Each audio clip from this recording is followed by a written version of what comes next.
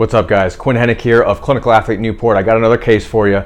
24-year-old male weightlifting and strength and conditioning coach, also a competitive weightlifter himself, dislocated his left shoulder 5 days ago playing rugby. Went for a tackle head on. At the point of the collision, the ball carrier kind of raised his body up and lifted the patient's arm, and it popped right out. The shoulder was out for only a few seconds. The patient was able to self-reduce, so obviously his playing day was done.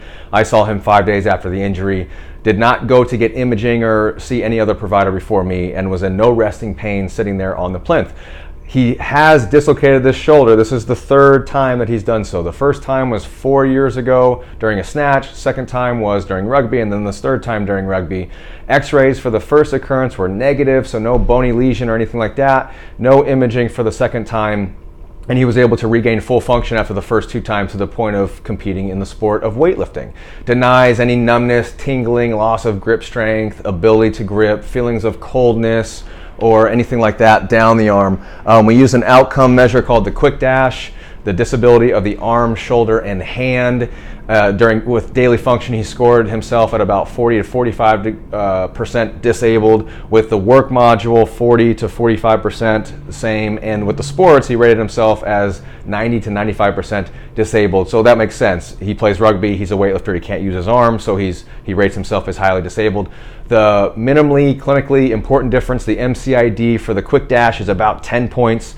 So we'll look for that to slowly increase over time. We'll test them again. Objectively, range of motion wise, supine active range of motion for the right shoulder was perfectly normal with flexion, internal external rotation. For the left shoulder, active flexion with the palm neutral about 155 degrees, with the palm down 155 degrees.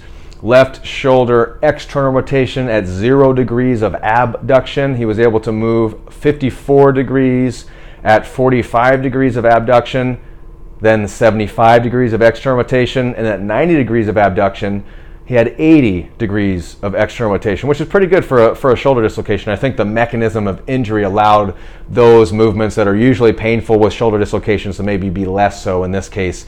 Then we did a pullover with a weightless PVC pipe, in which he pulled, and the shoulder flexion just like that, he was able to go to 158 degrees at shoulder width.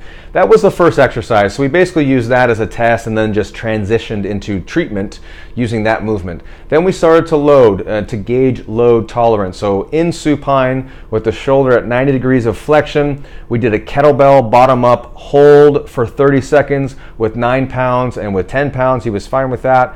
Then we did a bottom up down static hold with 15 pounds for 30 seconds. He was fine with that. Back to bottoms up with the 9 and the 10 pound with rotations. We call those kettlebell screwdrivers for 10 or 12 total reps. I'm there closely spotting. He was fine with that as well.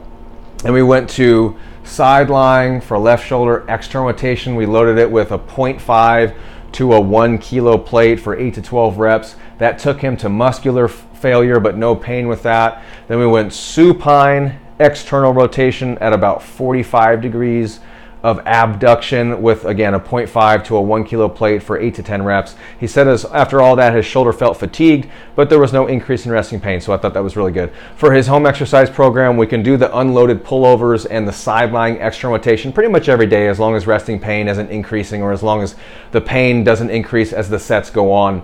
And in the session, he actually said the shoulder felt better after movement, which is always a good sign.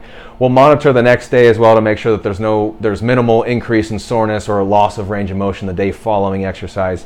He can keep his cardio up in the form of stationary biking, just let the arm hang out by his side or in his lap. And then for the next 7 to 10 days, we'll keep the loaded kettlebell exercises that we did to every other day, just to see how he gauges that extra load, and the supine loaded external rotation as well. We'll keep that to every other day. And then in the next 2 to 3 weeks, we'll be looking to add things like carry variations, isometric hold inclined push-ups, progressing to reps within tolerable range, isometric hold ring rows, progressing to reps within tolerable range, horizontal row variations, landmine pressing, segmented get-up variations. We'll just start to reintroduce those things one at a time over the course of the next several weeks.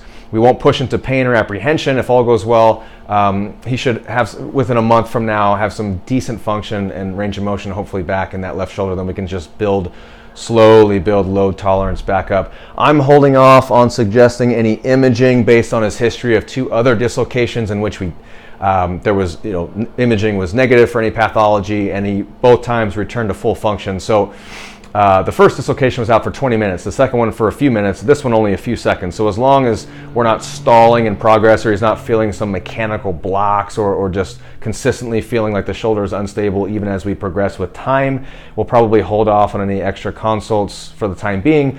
He asked if he should wear a sling. He has one from prior occurrences, and I gave him the okay to use it as needed if the arm starts to ache intolerably throughout the day. This isn't someone that I'm worried about becoming reliant on the sling, and we had that conversation. And the discussion in general will probably be irrelevant in the next couple weeks anyway. So I just said use that as needed. So he's going to roll with that for a few weeks, and if he needs to check in for follow-ups, we'll do that. But he's a strength and conditioning coach, and he has all the equipment at his disposal. So we'll likely just kind of be an as-needed basis. Now, this type of case would be very appropriate for my retainer program, in which I monitor the rehab process remotely between the clinic sessions. But I happen to know this athlete, and I trust that he's competent in these movements. So we're just going to kind of give him some autonomy there, and he can check in again as needed. So I hope that's helpful, guys. I post these cases on Facebook and on my YouTube channel, Quinn Hennick. I also post them on the Clinical Athlete Forum.